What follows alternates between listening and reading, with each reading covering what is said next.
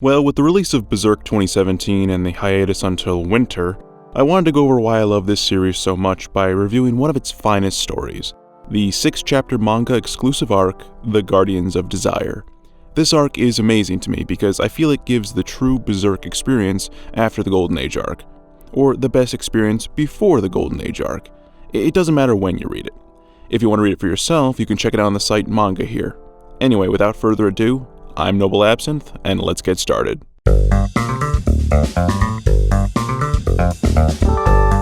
Before we can go over the Guardians of Desire, it's important to quickly note the significant things that happen in chapters 1 and 2, because I know people are going to ask why I skipped over the first 2 chapters and just started with chapters 3 through 8. Well, chapter 1 has our hero Guts having sex with a demon, and kills said demon with an arm cannon. If that doesn't get you rearing to read the rest of the series, then I don't know what will. He saves a fairy, sees hallucinations of this deformed fetus, and murders a king cobra demon.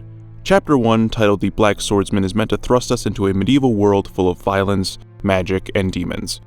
All we know is that this guy is called Guts. He carries a huge sword, has a tattoo called the Brand, and he's a badass. Many things shown in Chapter 1, such as Puck's healing ability, the Brand, and the demons, are explored later in the series in much greater detail.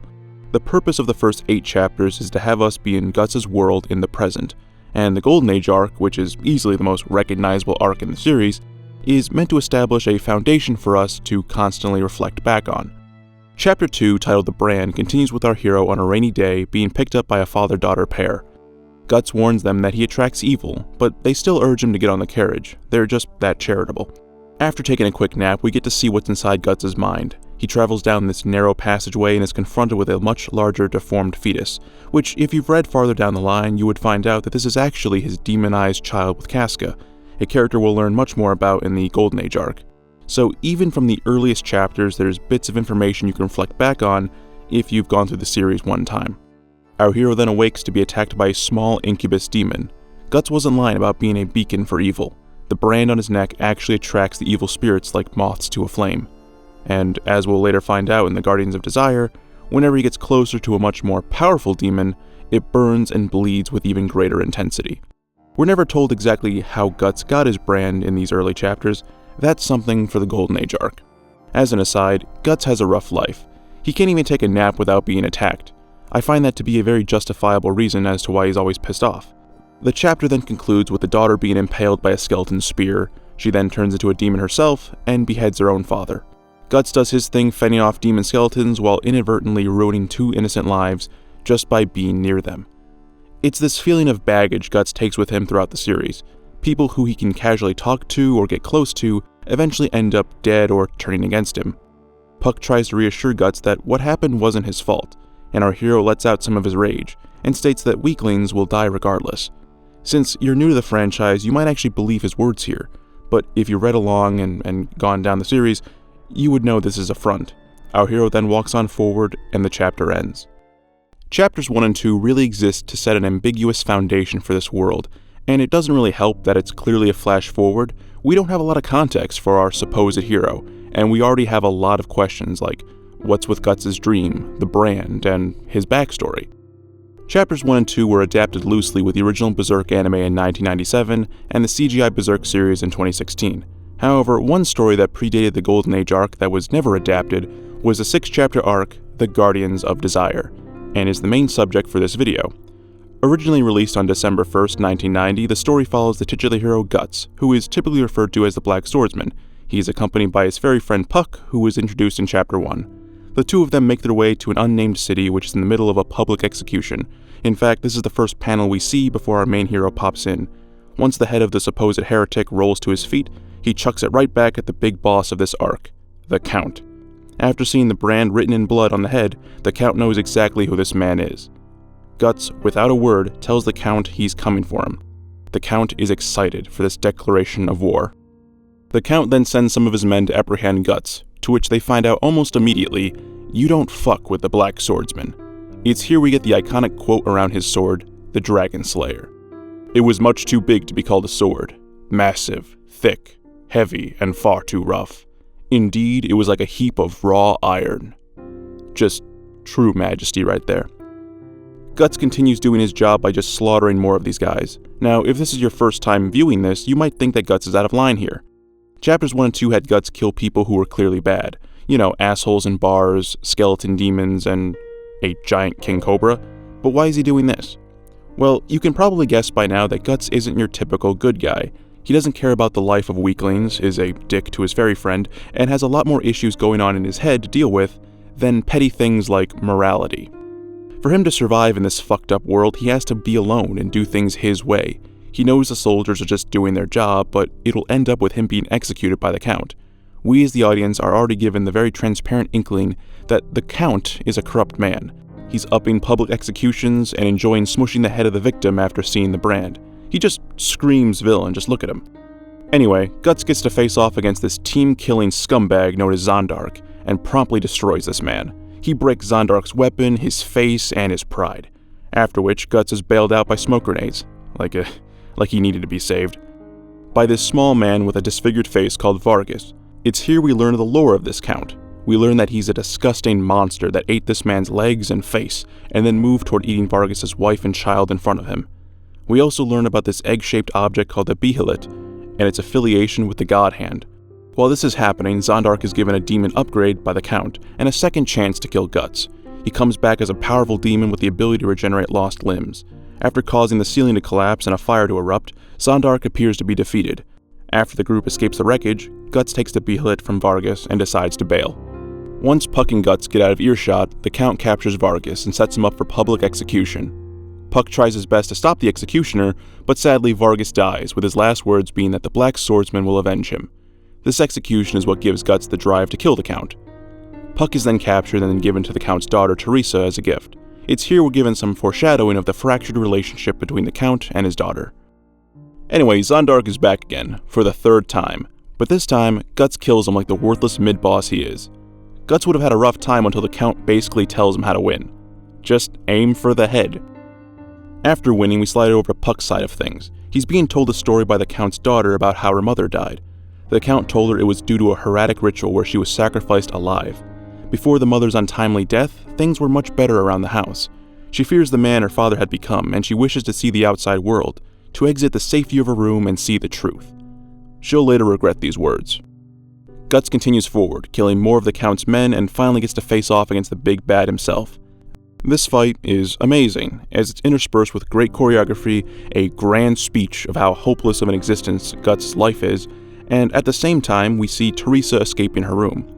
Guts is being swung around like a rag doll, and it all seems hopeless, but this fight comes to a head when Teresa finally enters into her father's room to see the true monster he's become. She thought he was a metaphorical monster, but he's also, in fact, a literal one. Guts uses the Count's daughter as a hostage and blows his head off with his arm cannon, and for good measure, Guts takes his massive sword, clenched with his teeth, and just cleaves his head off.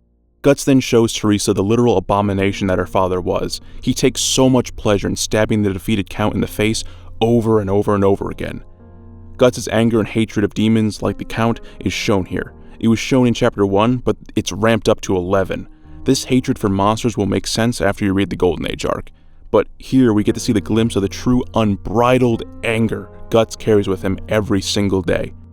In this moment of desperation, this fear of death shown by the Count, we're shown the purpose of the Behelit. A person who comes close to the brink of death and proclaims their intense desire to live, they will be given an audience with the God Hand. The God Hand are these 5 all-powerful demonic gods, which will offer you another chance at life. Life as a demon. The only catch is that you have to sacrifice the ones closest to you. The Count tries to sacrifice Guts, but clearly he has no sentimental connection to him. He's asked to sacrifice his daughter instead, or have his soul thrown into hell. It's here we're given the story of what really happened to the Count's wife. It turns out she was part of this hieratic orgy, and in his rage, the Count killed everyone in that orgy except his wife. The Count wanted to kill himself for what he had seen, and with the power of the Behelit, the God Hand were summoned, and he was given the same choice he's given now. He chose to sacrifice his wife, and in his new demonic form, consumed her. Within this flashback sequence, our hero Guts is sidelined for this ultimate decision. We're shown this rage and fury brought on by this falcon-shaped man. Guts knows who this person is and wants him dead. We're given a glimpse of who this person was, and it's someone Guts was close to what seemed like better days for our hero. But the focus of the story is not on Guts, even though we as the audience have questions on who these people are and what's his history like. No, the true beauty of Berserk is that it opens up so many more questions for you. So we then shift back to the Count. He has a chance to become a fully powered demon again, just by sacrificing his daughter. But with the last semblance of his humanity, he chooses to sacrifice himself. When he makes that choice, and in a very poetic fashion, the spirit of Vargas takes him to hell personally, and the God Hand vanish immediately. We then return back to the normal world. Guts saves Teresa from a fall down a pit, but as an angry child losing the last of her family, she lashes out at Guts, swearing that she will kill him one day. Guts leaves a broken man, and then we begin the start of the Golden Age arc. Berserk is such an amazing story, and if I were to recommend any place to start the series, it would be this one. Skip chapters 1 and 2 and don't start the Golden Age arc. Even if you were given the choice. When reading through this for the first time, you get the feeling the protagonist has been through some type of rough backstory that's supposed to make us sympathize with him. But in some instances, he just comes off as a dick. When you understand the calamity that is the Golden Age arc and reread through these early chapters, you will understand exactly why Guts' negative attitude is justified. When Guts starts to show emotion after Teresa's words, upon first viewing it might seem like her words of an innocent is what got to him. But after rereading throughout the series, you can interpret her words in so many different ways. They could be considered echoes from Casca, or his true feelings about his life, or you can interpret it like I did. Every time Guts tries to do the right thing, it doesn't matter. It just blows up in his face. But I'm getting ahead of myself. I want to dissect this top to bottom in order because there's so much to cover. But first, I just want to mention Berserk is a series based around perspective, and we as the audience change our perspective upon each viewing. Now, that can be said about any series. If you watch it to completion and then upon second viewing, you'll get something new out of it.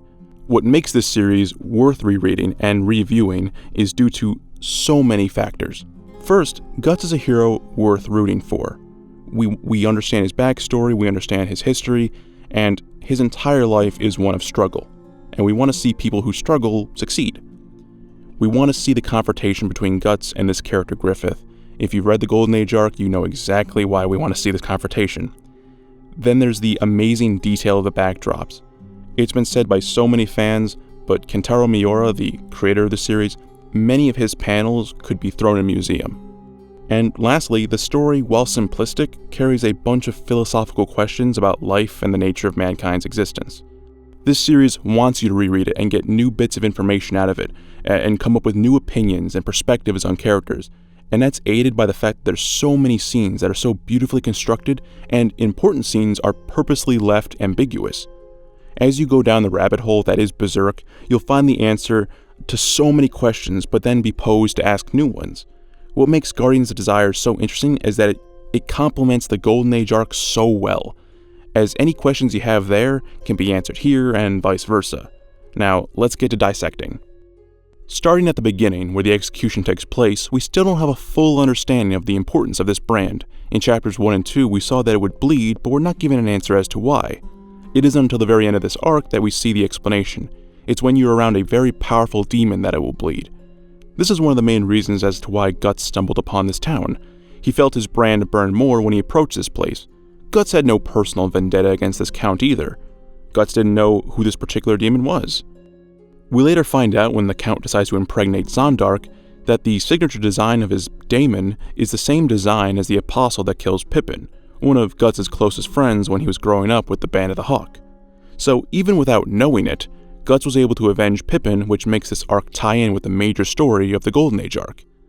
When Guts kills Zondark and moves up the castle to kill the Count, one of the priests decides to sick 50 troops after Guts. If you've read the Golden Age arc, you would know that Guts is known as the 100-Man Slayer, so even that could be considered a shout-out. When the God Hand arrive and this guy Femto talks down to Guts, that's Griffith. That's the deuteragonist of the story. The way he speaks down to Guts with such a conceited air about him is a topic of debate all on its own. Is Femto really Griffith? Is it an altered personality? Or is it how Griffith really feels, since he can say whatever he wants under a mask? That deserves a video all on its own, but when we're introduced to this character, he just pushes Guts away like he's nothing. And Guts clearly has a connection to him, and we as the audience, up until this point, don't know that connection. But if you've read ahead, you know why the Tsukomi are all about hating this guy. The last thing I was able to get something out of was Teresa's words against Guts. Again, like I mentioned before, it could be considered the words of an angry child, or the echoes from Casca, or how Guts really feels, or just that no matter what good Guts does, it'll never be good enough. If Guts had never come to this town, the girl would still have her father. But, Guts stopped public executions and killed a demon. So, was it worth it?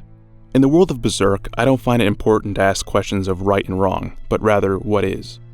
At the end of the day, she's without a father, and Guts avenged Pippin. Guts' life in general is just one of happenstance. He exists in this very weird limbo-like place.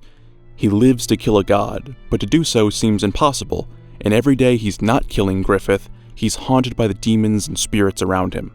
Whenever he tries to sleep, he can't, because he's haunted by his failure. The woman he loves is a vegetable, a detail we'll get in another video, and whenever he tries to help people, he only seems to make their lives worse. And Griffith seems to enjoy the easy life while Guts suffers every single day. The Guardians of Desire is just one story for Guts about his hopeless endeavor to kill Griffith after the events shown in the Golden Age arc. If you're a fan of Berserk, you would see that this story, The Guardians of Desire, is a perfect parallel to the Golden Age arc. Essentially, everything starts off normal with a medieval setting, but eventually the dark and grotesque themes of Berserk come through, and then we're thrust into a realm of the God Hand, which ends up with Guts being toyed with by Griffith. I wanted to mention this before, but this 6-chapter arc is almost completely irrelevant to the rest of the series, and that's probably why it wasn't adapted. Yes, the main boss killed Pippin, to which this story accomplished some revenge, and Guts got to confront Femto, but nothing significant really was accomplished there. Our hero didn't really gain much, but we, as the viewers, did. You see, the devil is in the details, and that's why I love this series. Again, avenging Pippin would only have weight to you if you read on forward and then reread the series, which gives this arc some weight. We're also given justification for the Berserker armor Guts wears now, as it might be the only thing capable of getting Guts closer to Griffith as it removes the feeling of pain. Again, there's these little things you can extract from these early chapters, and answers will be given down the road. This story was more or less just a side quest in Guts' adventure to face off against Griffith. He's traveling to a no-name city to face off against a monster that killed one of his friends, and that right there was a coincidence too. When you first read Berserk, you just think it's some guy with a humongous sword killing demons, and that by itself is already a good premise for a story. But after getting new information and context, you get more invested in it the second time around. What also makes the fights in Berserk so amazing, aside from just the sheer attention to detail, and how dark they can become, is that every major villain is like a Macbeth character. They have a tragic backstory that explains why they transformed into a monster, and while you might not sympathize with their decision to kill the ones closest to them, you can understand that they were emotionally vulnerable, and the God Hand prey on that. The character of the Count had a simple backstory. He was a kind man who loved his people, and his family was the world to him. After stumbling upon a cultist orgy to which his wife was a part of, he went on a murder spree, only sparing his wife for a short moment. He chose to sacrifice her and become a monster. Now, you could argue that he was a weak-willed man and his actions afterwards are unjustified, and I'd say you're right. But it's the fact that these demonic monsters have backstories that make them compelling. When we're first introduced to the Count, he's this clearly evil monster guy. I mean, just look how he's drawn. When we're shown some of his lore, he fits the bill more and more. But once we get his backstory, it doesn't magically cleanse him of all his sins, but it does humanize him. We're given new information to get a different perspective on his character, and the same can be said on Guts. Guts up until this point has been your standard badass character. We know he's dealing with emotional stuff, but we don't know exactly what it is, until we're told about the brand. We now know Guts has been a part of someone else's sacrifice, and he lived, which makes us ask more questions, but also acts as a way to justify his hateful attitude. We also got to see another side of Guts. He almost cried after having Teresa lash out at him, which humanizes him. These characters have layers of depth, and the only way you're going to see more of it is if you continue reading on. I feel like The Guardians of Desire was such an amazingly done arc. It was brief, and it can be referenced and references so many parts in the story. If you only know about the Golden Age stuff, or if you've completely caught up, there's something you can glean off of this. Honestly, if you want to start by reading this or reading the Golden Age first, I think your appreciation for the series would be the same, just the journey to figuring out this cruel world would be significantly different. Ultimately, the reason I like the Guardians of Desire so much is that this is what I wanted Berserk to be after the Golden Age arc. I wanted to just be Guts and Fairy Boy, going from place to place, killing demons with tragic backstories. Like a more hardcore version of Legend of Zelda. But it soon became Final Fantasy with a party of people with diverse skills and movesets. While it shows a parallel to Griffith's amassing of the Band of the Hawk with Guts' smaller Band of the Wolf, unofficial term, it's just not exactly where I wanted the story to go. And while I'm still a fan of the series regardless, I like the idea of Guts, a simple man with a big sword, mowing through Griffith's armies. I would love for this arc to be adapted into an OVA. Hire a different director and animation staff and make this gritty world of Berserk a reality. Anyway, thank you all for watching. If you liked my voice, please feel free to subscribe and tick that chime next to it to stay updated for future content. Likes and shares are always super nice, and I do read every comment. So please feel free to give me suggestions on what you would like to see on this channel. Like I said before, you can read the series on manga here if you're interested, and I look forward to seeing your Sakomis on my 8th read of Berserk. Thank you so much for watching, and I'll see you in the next video. Peace.